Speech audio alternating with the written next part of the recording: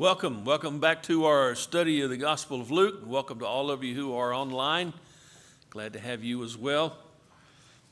We're speeding right along.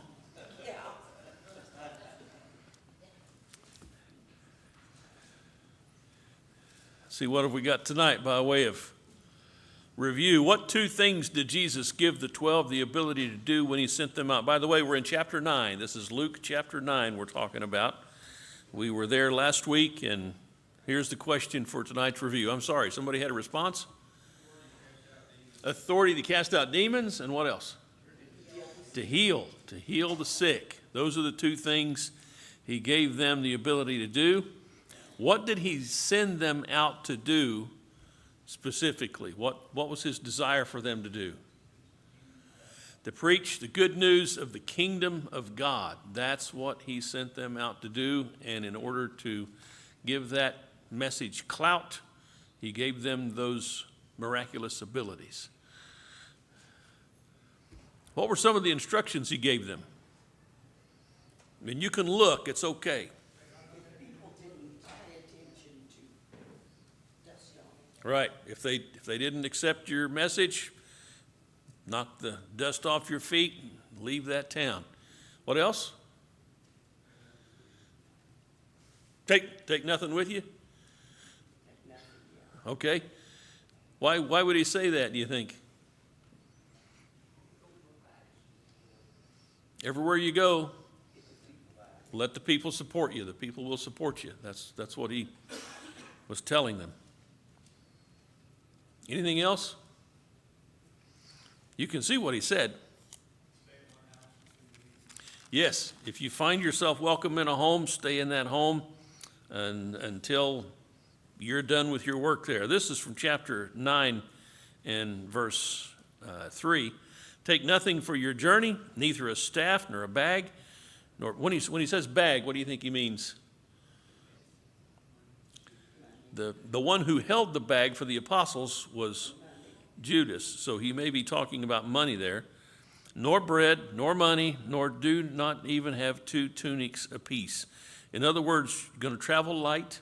You're going to stay and be cared for where you go. That's the idea. And anybody who doesn't receive you, move on. Move on and stay wherever you are received until you have finished your work. All right. What did Herod try to do when he heard what they were doing?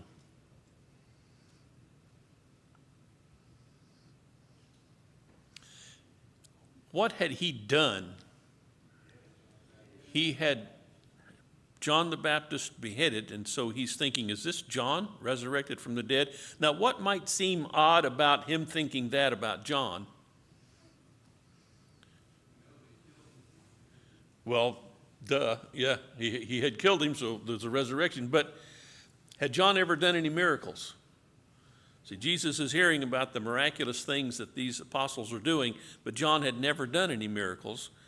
And so there's a little something there to just think about and consider. Bud? Well, there's one place where John was questioned, and he said, I do no miracles. Mm-hmm. He was open and everything about it. You know, said, do you do any miracles? He says, I do no miracles. And that same observation was made about John. Even though he did no miracle, they still believed his message, which is definite inference that that's what the miracles were for, to encourage people to believe. So he wanted to see Jesus. Check it out. Verse 8, chapter 9, verse 8, by some that Elijah had appeared, by others that one of the prophets of old had risen again. And Herod said, I myself had John beheaded, but who is this man about whom I keep hearing such thing? And he kept trying to see him, kept trying to see Jesus. Not that he knew it was Jesus, but whoever's doing this, I want to see him. I want to see that going on. What does the feeding of the 5,000 mean to you? I know that's an open-ended question. But the whole point of studying Luke's gospel is so that we will learn something that will impact our lives. What does Jesus feeding the 5,000 mean to you? What do you see in that strikes you? What's that? Compassion and love, feeding people who are hungry. What else? God will always provide. He has the means to provide. It says that there were 5,000 men, but Right. there had to be women, children, and more. So it was even more of a miracle than we let on. Right, that's the expectation, that there were probably a bunch more than just 5,000 men. Well, 5,000 men, but a bunch more people, a bunch more mouths to feed is the idea. Anything else? Oh, where's that? Jamie, is that you? Yeah, and so this is one of those verses I wish we had a little bit more. Oh, yeah. I've always tried to imagine, how do you start out with 5 and then end up with 12 baskets, right? Right. It's like pulling the rabbit out of the hat. There's a hole down below, you keep pulling it out. Does it just magically apparate? Does everybody, mysteriously have no hunger, but they get a crumb? I've always wanted to see that particular miracle because it's a loaf of bread. You can break it up into a bunch of little pieces, but for everybody to get full from it, it's got to be created. Right. It's got to come about, and the astonishment and the awe of people seeing this creation, this instant, this thing, I think would have just been amazing to see. If they were even fully aware, I don't know, with 5,000 people, did they all know that they started with 5 loaves and a couple of fish? Maybe not, and it may have been only the apostles saw it was actually happening, but. Right. And Jesus may have just gone into a tent and just, handed stuff out of the tent and kept it all secret. I don't know, but, to see something so simple but so profound, I think would have moved a lot. And I know this is, it's like almost a pointless, useless detail, but not really. I'd like to know, what was the quality of the food? If God is making this, because you've eaten bread that's, okay, I need to eat something, so I'll eat this. And you've also eaten bread that you go, wow, I want some more. Whatever it was, people didn't go away hungry, so it must have been good enough for them to eat to the point where they were filled, and the fish as well. What's that? To do it again. Yeah. They had another opportunity down the road. They're going to want to do it again. So, yeah, I'd like to know one more verse. It's not just me, see? Preston? And when you think about it, all the things that people have said, God knew that he had to take care of a certain need first so that he could help take care of their other needs, like which teaching them the word and showing them.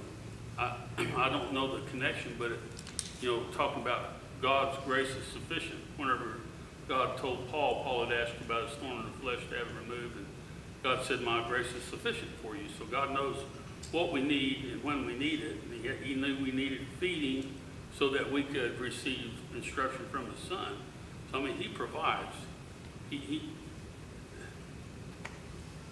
And he also didn't tell these folks, no, y'all go home and just wait, and there'll be food in your cabinet when you go look.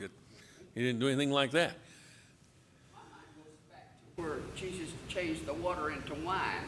Right. The wine was the best, better than what was there. So that leads me And about 156 gallons. the taste. Yeah, the taste, the quality of it. Yeah. That's where I'm going, yeah. The fish had that, I bet you they was good. I love fish. I bet it was, yeah. Good fish is good fish. And some people think, oh, there aren't any good fish. Oh, yeah. It's free food, yeah. Oh, listen, I've had some free food that I wouldn't go back for. I've had some free food that I'd rather go find something to pay for. So, yeah, it's just free doesn't always mean good. But I think that, this is number 5 up there, what does the feeding of the 5,000 mean to you personally?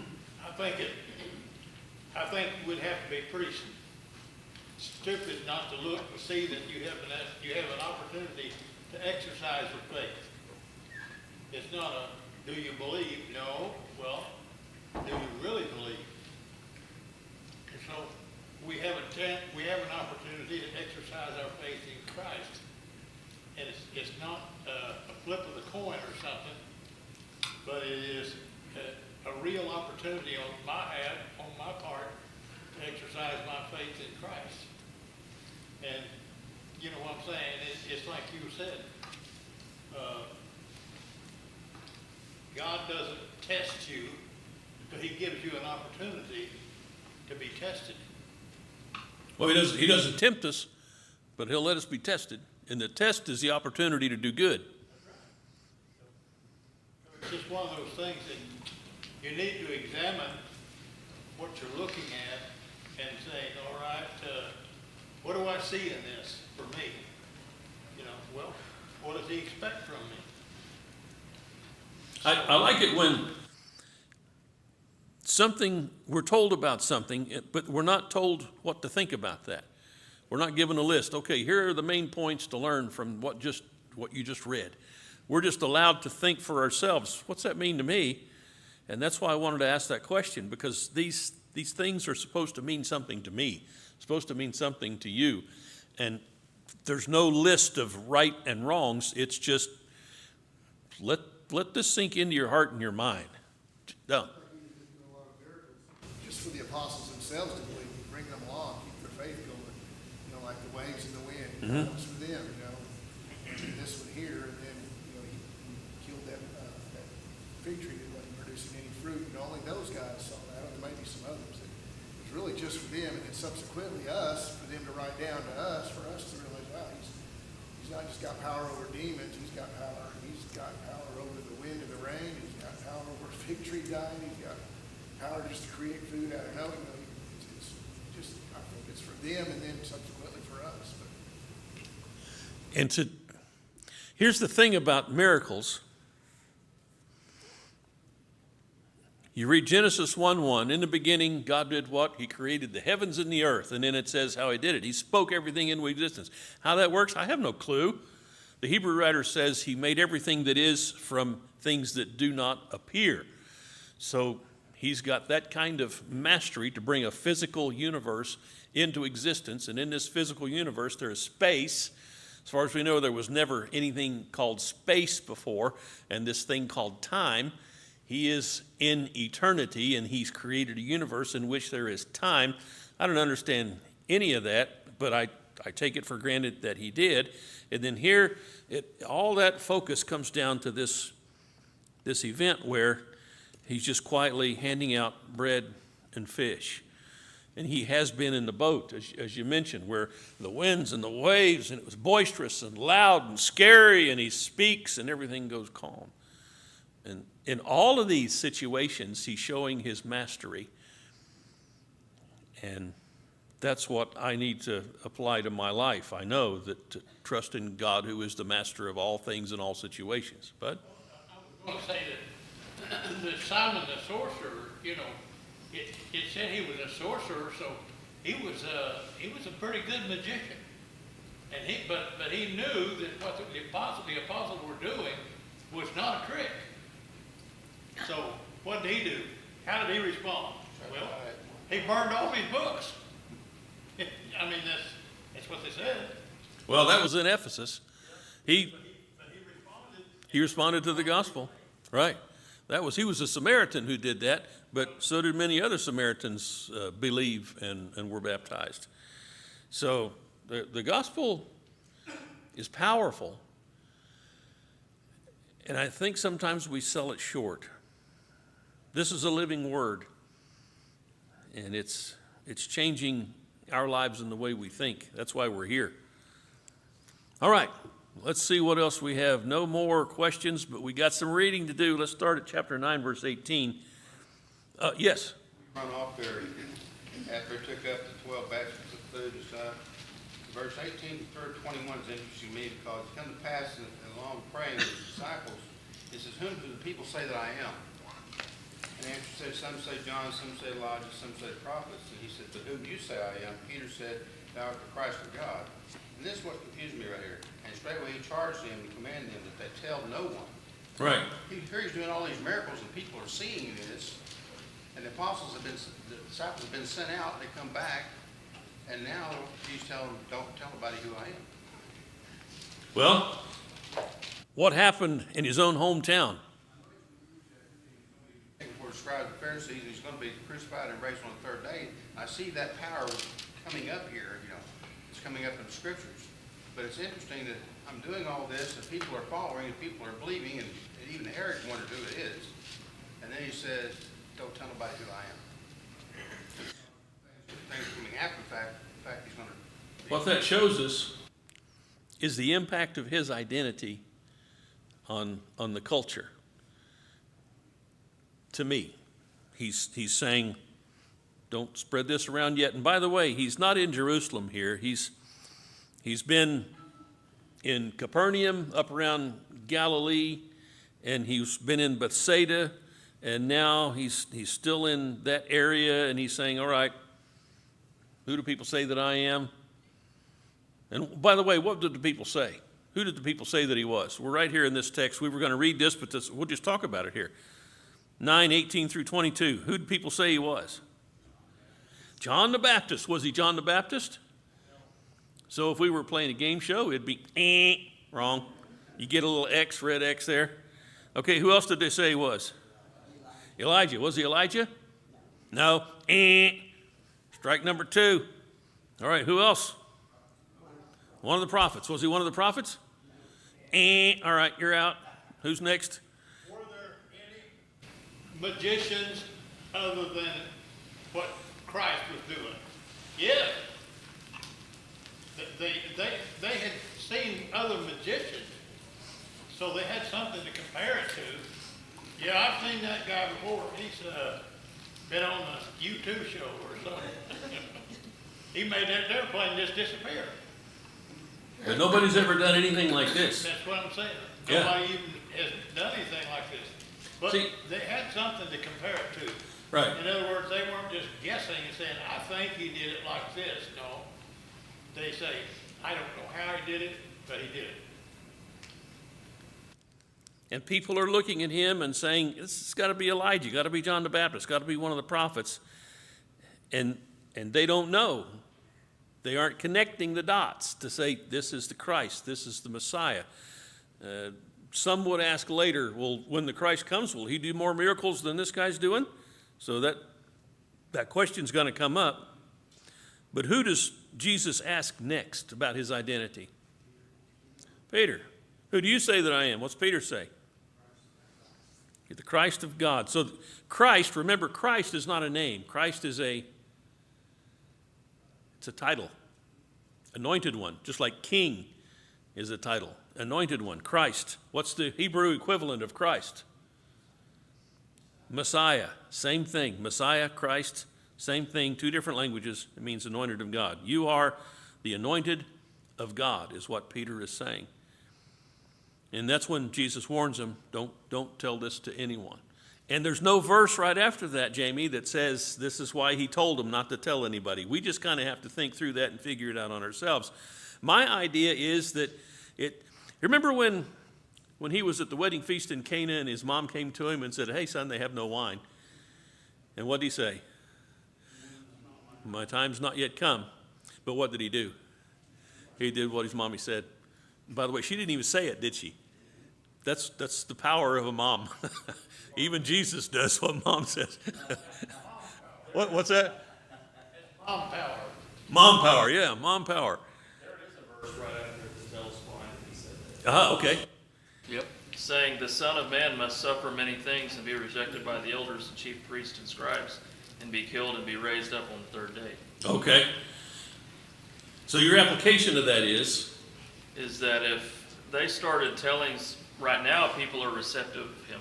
Mm-hmm. If everybody started finding out that he was the Messiah, what would they do? They would try to make him the king, like it happened in a different instance where Right. they were trying to raise him up and make and him he just king. passed through the crowd But what was his purpose? to do what he'd sent these guys out to do. Preach the kingdom of God. Eventually, to die, to pay for our entrance into the kingdom of God. But right now, God always does what a save the most souls. And if he doesn't die and doesn't suffer, then what happens? Nobody. Nobody will be saved. But everything in its right time. Everything is timed. Just like he said to his mom, it's not time yet. And Jesus could have allowed himself to be taken back in Nazareth. If all he needed to do was just come down here and let somebody kill him, that could have happened in Nazareth. But that wasn't the plan. There was another plan. A lot of other things had to be fulfilled that had been foretold. And so we're seeing it develop as we read it through. By the way, in verse 22, when he tells them this is the first time the gospel writers have it on record. The first instance when he tells them straightforwardly, this is what's going to happen to me. I'm going to be rejected, killed, raised up. And then he says in verse 23, if anyone wishes to come after me, what's he got to do? Take up his cross. How often? What does that mean to take up your cross? That means you're going to be crucified. You're going to die. That's what this is all about. I'm going to die for you. You have to die for me. And the way we die for him is to give our lives in service to him. And his promise is, you give yourself to me, I'll give you your life back and hundredfold. Charles? Oh, something I always liked about that verse is that, he doesn't say you got baptized and you're a member here now and we're going to throw this cross on top of you and you're going to have to learn how to drag it. Right. I like that it's a daily choice. What's the point of what he says? Put it in your own words. Is he talking about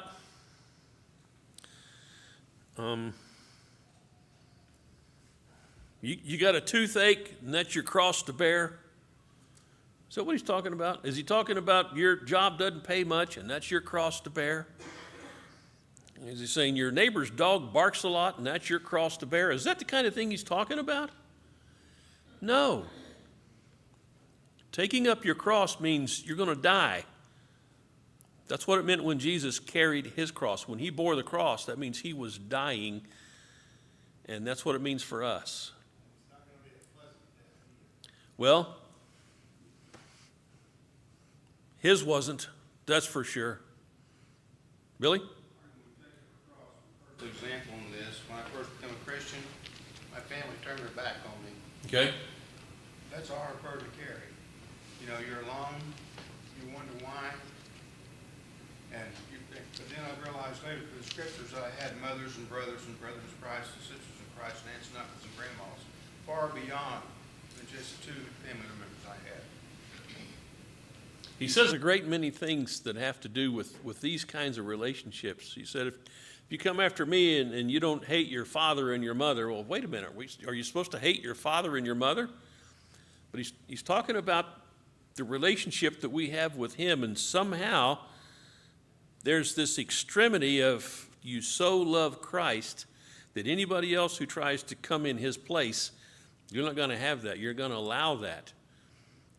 He said, I did not come to bring peace, but a sword. And the sword he's talking about is the sword that comes between our family members who do not believe in him as the Messiah. So he's saying, don't be spreading the word around yet. He doesn't say yet, but that's the emphasis. Don't be spreading the word around yet that I am the Christ, the Messiah. But he's still going around the countryside, as has been pointed out, doing all the miracles, doing all the things that prove him to be the Messiah. And people are questioning his identity. Who is this guy? Is this Elijah? Is this John the Baptist? Is this one of the prophets? And they are all wrong. People are still wrong. I don't watch them. When they say, we're going to have a show on TV. It talks about the life of Christ. I'm not going to watch it because you're going to get a bunch of experts on there that don't even believe he was the Son of God. And I'm going to watch that stuff. It's going to be your view and your interpretation of about Jesus. No. He's the Messiah. He's the creator. He's the one who spoke everything into existence. He's the one who owns the universe because he created the universe and has perfect love for everybody in the universe. And those aren't the kinds of things you hear on those programs. All right, where are we here? Verse 25, what's a man profited if he gains the whole world and loses or forfeits himself? That's a good question. But while you are gaining the world, it sure looks like a good deal. While you're making the money and having the fun and going on the vacations and acquiring the boats and the motorcycles and whatever else you can get your hands on, and you don't have to be rich for that to be an issue. You can be poor as a church mouse, and these things can still take the same focus in your life that they... As a matter of fact, if you've got money, what I've found a lot of times with people who have money and spend their money on things like this, they're the ones who finally realize there's nothing in this. They know by experience. They come to the same conclusion Solomon did. Right, exactly. Here's the conclusion of the matter. The whole of man is fear God, keep his commandments. Nothing better than that. And I remember hearing a man make that observation because he had looked into the lives of famous people, wealthy people, popular people who had everything. And you can just go home tonight and Google famous people who killed themselves. It's not when you're poor and in the gutter that you find out there's nothing to life. It's when you have everything this life has to offer and you get there to the top of the ladder of success and you find out there's nothing. That's when you have this sense of emptiness unless. What phrase did Solomon keep repeating in Ecclesiastes? Vanity. Vanity of vanity. All is vanity. If you don't have God, everything is empty, everything is vain. Your life is coming to nothing. No matter how much you acquire in life, no matter how much you accomplish in life, you're coming to nothing if you don't have God. If you do have God, you don't need anything else. On Judgment Day, when Jesus comes back, that's the only thing that's going to matter. You got a relationship with him? That's all that's going to matter. It's kind of like the prayer that you gave at the beginning of the class, where you were talking about God, maybe we need to pray for you, and you referenced that, and then you've given us, I'm trying to remember, I can't remember exactly what you said, but something to the effect that you've given us the opportunity to do good. And us the right to choose that, and it makes you think about all these things that we're talking about in relationship to that. We have the whole duty of man. We have this opportunity to do good or not to do good, to serve God or not to serve God. It just kind of comes down to that. Now look at these crowds. 5,000 men there eating the fish and the bread, along with whoever else was there, women, children. And there's only 12 apostles, and these are the guys who are they're on the in crowd. But the message of the gospel is going out to everybody, so everybody has the opportunity to believe and embrace the gospel and embrace Jesus as the Messiah. But it's a very limited number who do, and that's why Jesus says there's a broad way and there's a narrow way. And what about that narrow way? Who finds it? Few. Few find it. Few find it. And if you're like me, you found it, but you still question, am I really right? From time to time, you got to look at yourself and go, am I doing this right? Probably nobody else in here does that but me, but anyway. All right. I think Satan plays a part in our doubting and even in our worthiness. Oh, yeah. He's very cunning, and I think we forget that. There's things that we question, and I think we don't always, I don't want to say give him the credit, but Satan is very cunning. Does anybody else remember things from your childhood when you did things that were just wrong? And it takes you a while to get the presence of mind to go, I was 6. Why do I still hold myself accountable for things I did when I was 6 years old or 13 years old? When I played marbles and took Charlie Gooderham's marbles and I was a good marble player. That's what happens to you, though. When you're good at something, you might just wind up doing something you regret for the rest of your life. I'm not sure it's all those things so much. It's the ones we wrestle with daily. You know, Right. Romans 7, why do I do the things I don't want to do? Yeah. I just think, man, am I really getting this right? And see, this is our issue. We've got this before us all the time. You constantly run to him and talk to him about him, and you're in front of this holy and perfect God, you're saying, here I am again. Me again, Lord.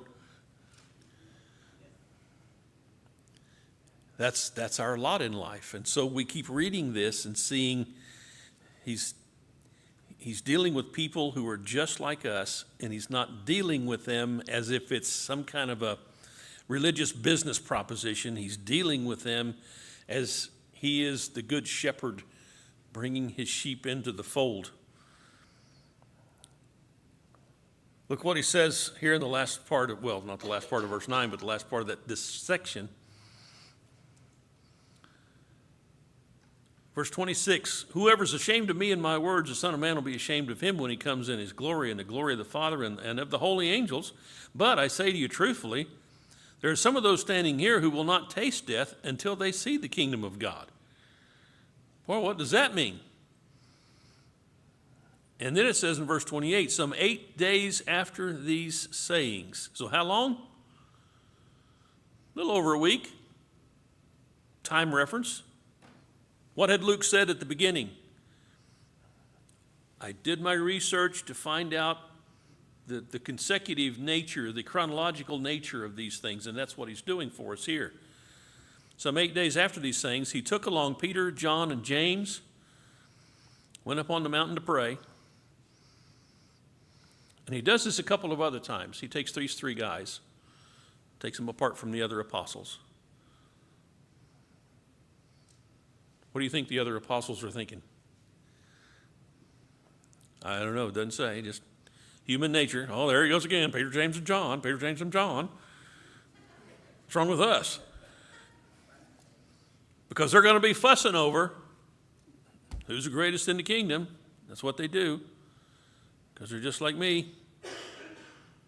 He took along Peter and John and James, and he went up on the mountain to pray.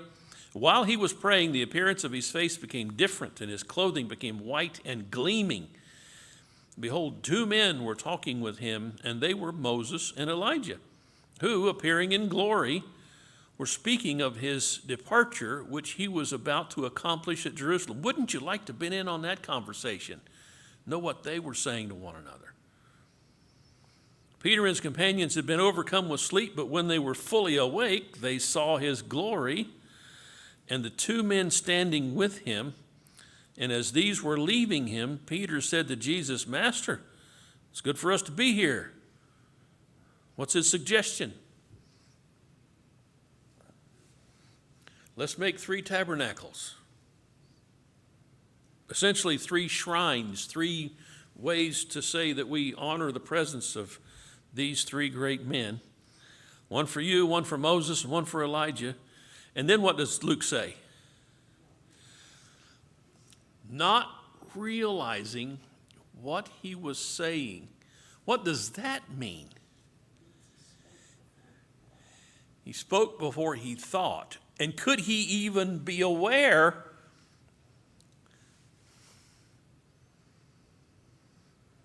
I'm not going to ask for a show of hands, but has anyone else in here ever spoke before you thought? Okay. You've seen that thing where somebody says, you know that filter thing you have to keep you from saying things that you shouldn't say? Well, I don't have that. That seemed to be Peter. And it's interesting, this human trait of his, sometimes it's a good thing, sometimes it's not such a good thing. Can you remember a time when it was a good thing? What did he say when he saw Jesus on the water? He said, command me to come to you. And the rest of the apostles said, I'm not, oh man. I'll see what happens. And Jesus did. Come on, come on. Jesus could have said, no, you'll get out here and lose faith, and I'll have to pull you out of the... No, he said, come on. And he did, and he walked on water. None of the other apostles apparently did that, but Peter did. So he's the only guy that ever walked on water. And here he's opening his mouth again.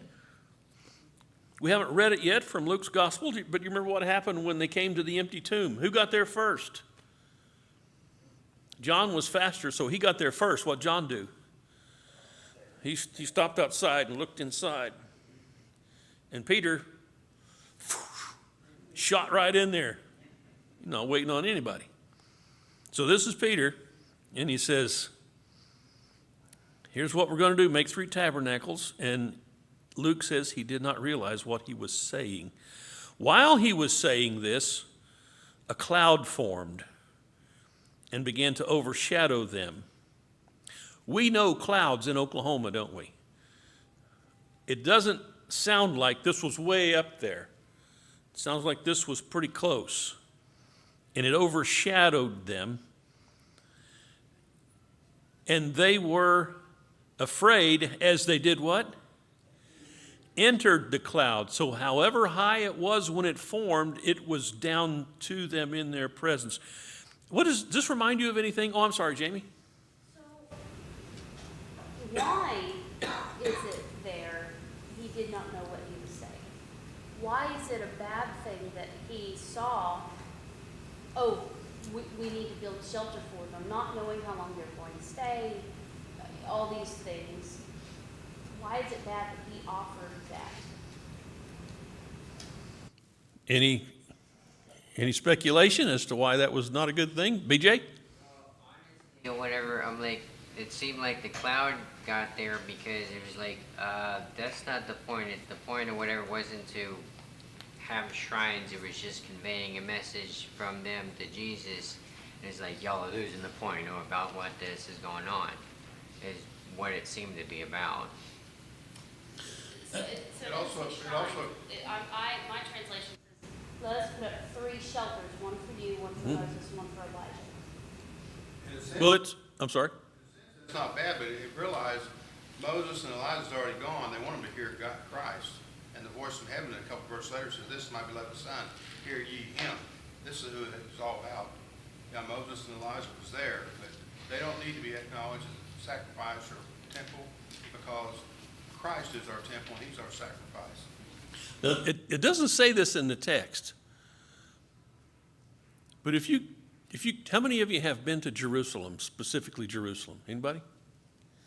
You go to Jerusalem, there's a lot of things that have been marked out, primarily by the Catholic Church, saying this is the exact spot, this is the stone, this is the place. And when you have something like that, you have people coming from all over the world to do what? To focus on the spot and venerate the spot.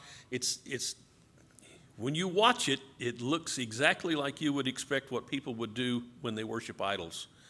They're bowing down on their knees and they're kissing whatever's on the ground, and you're doing your research thinking, okay, we don't even know for sure this is the stone or this is the place, but that's the way people treat this.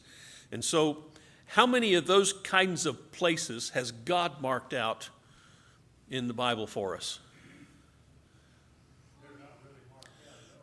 Not a one. Not a one. I'm going to say that, and of course I may be talking out of place, but Peter did not run into the tomb when we ask ourselves why. John didn't. Peter did. John did, but Peter ducked down and he looked in, but he didn't go in. So someone says, why? They asked the question, why didn't he go in the tomb? Just run on in there. And they say he was looking for a cloth where the man, it said Jesus, it was a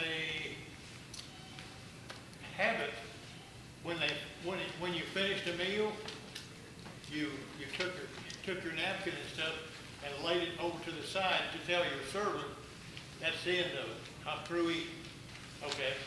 Well, what happened was, when he looked in there, he saw the napkin and everything laying on the bed. That was a signal that he was through. This was the end. I'm through eating, you know. In other words, servant, look at the signal. Hey, I'm through eating. Yep. So,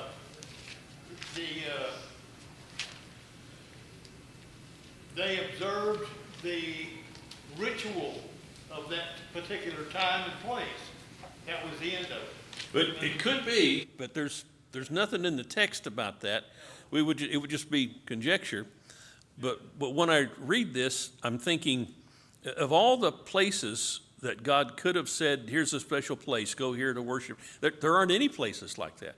When God was speaking through Moses in Deuteronomy, he said, there's going to be a place where I'm going to put my name.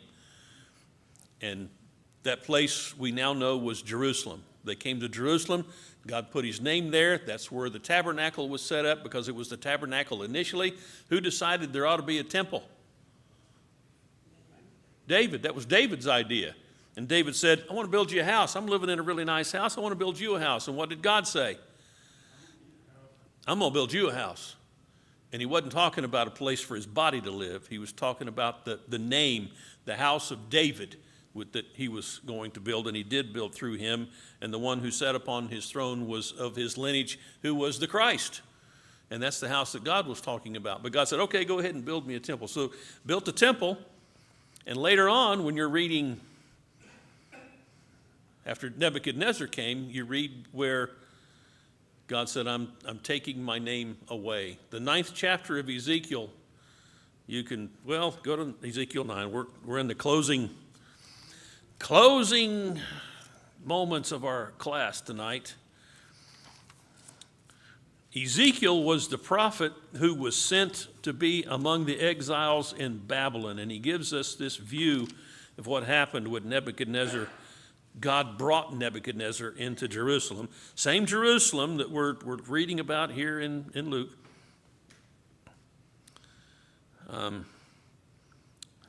Ezekiel 9. He cried out in my hearing with a loud voice, saying, Draw near, O executioners of the city, each with his destroying weapon in his hand. Behold, 6 men came in the direction of the upper gate, which faces north, each with his shattering weapon in his hand. And among them was a certain man clothed in linen, the writing case at his loins. And they came in and went and stood beside the bronze altar. Where's the bronze altar? It's in the temple.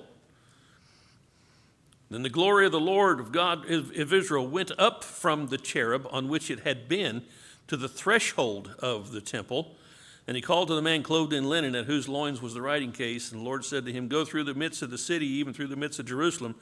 Put a mark on the foreheads of the men who sigh and groan over all the abominations which are being committed in its midst. But to the others he said in my hearing, Go through the city after him and strike. Do not let your eye have pity, and do not spare. Utterly slay old men, young men, maidens, little children, and women, but do not touch any man on whom is the mark. But now where has God gone? It came up from, look where it says there, from the cherub on which it had, where are the cherub? They're on the mercy seat. So the glory of God is pictured in this vision as being at the mercy seat. And where does it go? It goes to the threshold of the temple. What's the threshold? That's the doorway. It's as if God's getting ready to leave, and that's exactly what he does. You get to chapter 10, verse 18. The glory of the Lord departed from the threshold of the temple and stood over the cherubim.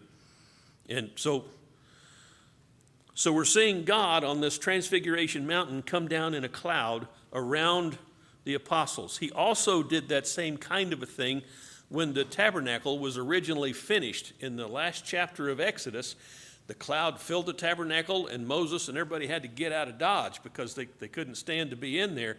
And now we're seeing the same kind of thing again here. Jamie? So, to go back to my original question, we looked at a couple different translations. I said tabernacle, shelter, and tent.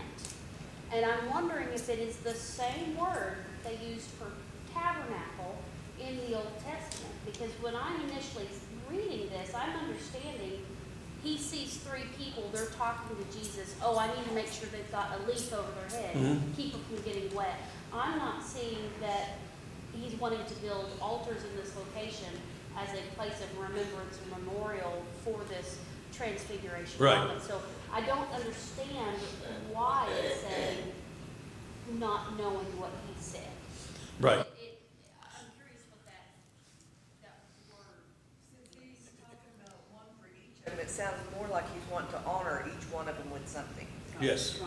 We're That- not, that's- because if it was a shelter, it would be just one shelter to. Right, we'll just build a big one for all three of you to get in, because you want to talk together anyway. Like what? Right. So what does God say when he speaks? This is my beloved son. Do what? Hear ye him. I've already sent Moses. He brought the law. You heard the law. The law's done with. I sent my prophet Elijah to try to turn them back from their evil, and they didn't listen to Elijah. Now I've sent my son. Hebrews starts out the same way, the letter to the church at Hebrews. God, who in times past in various manners spoke to the fathers by the prophets, hath in these last days done what? Spoken to us by his Son, by whom he made the worlds. So we've got this, and now we've got this, and Charles has got a hand up. Before we leave. Sorry, I have the bell, so I can, anyway. He got his finger on the power. I like what Don was saying. I don't see anywhere in here where Peter misspoke or said something wrong or where he was rebuked. But I've met Jewish people in the past today, and I think a lot of Jewish people back then, who revered Jesus and Moses and Elijah as prophets, as equals. And I think Peter, like I said, he didn't do anything wrong. He just wasn't thinking. And he said, I can't believe I got to see these great and powerful, these three men of God together.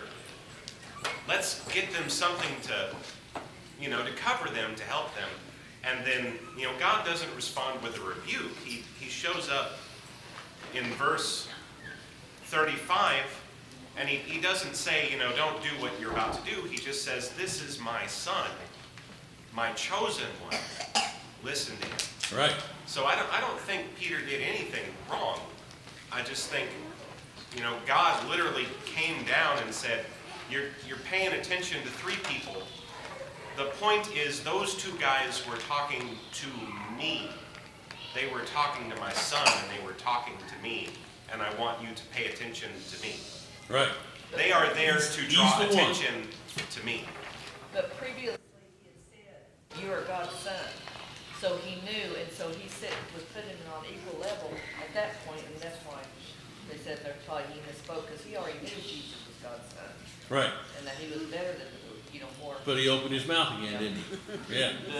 I always had that understanding, felt like he was talking about altars, so he could just worship this one and this one, honor in some way. You mentioned a while ago. Right, like Don was saying, seeing them all three as equal. Yeah, together, and I had the impression that he said, wow, we've got these three here, let's do this, this, and this.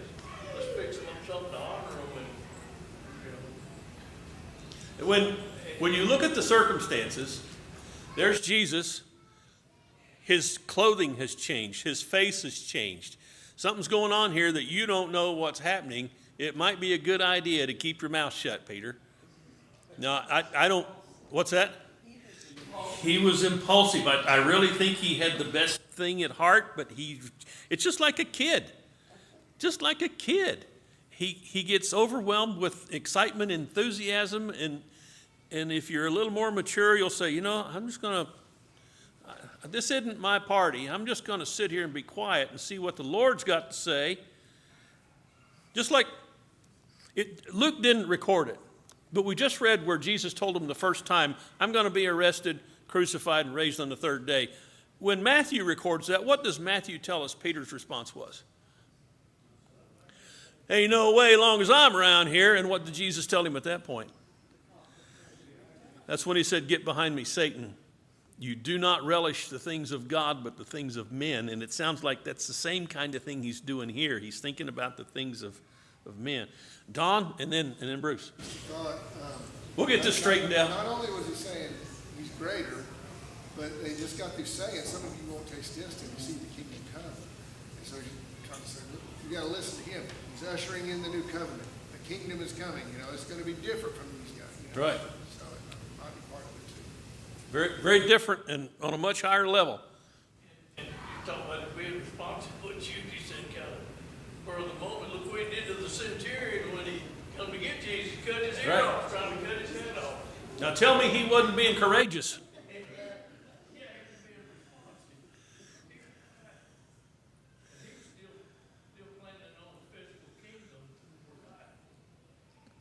And Jesus did not say, all right, you goofball, you can't be my apostle anymore. As a matter of fact, Peter's the one who opens things up on Pentecost. He's the one who stands up with the 11 and preaches that sermon that we read about where 3,000 people responded and said, men and brethren, what are we going to do? We believe what Peter said.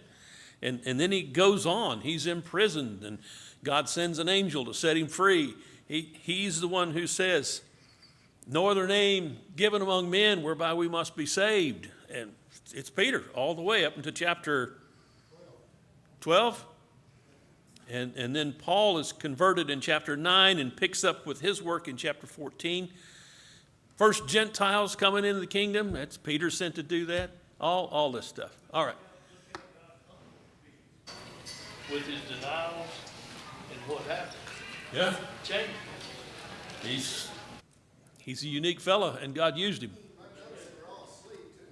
What's that? It's like they were asleep just before he was gonna be crucified. They were asleep then too, but just before that happened, they woke up and saw them all three there, you know. Now next Always week, falling asleep. let's get the discussion developed this fiery at the beginning next week, so when the bell rings, we can turn you loose. I enjoy this. I love you guys. Appreciate you. Class is dismissed.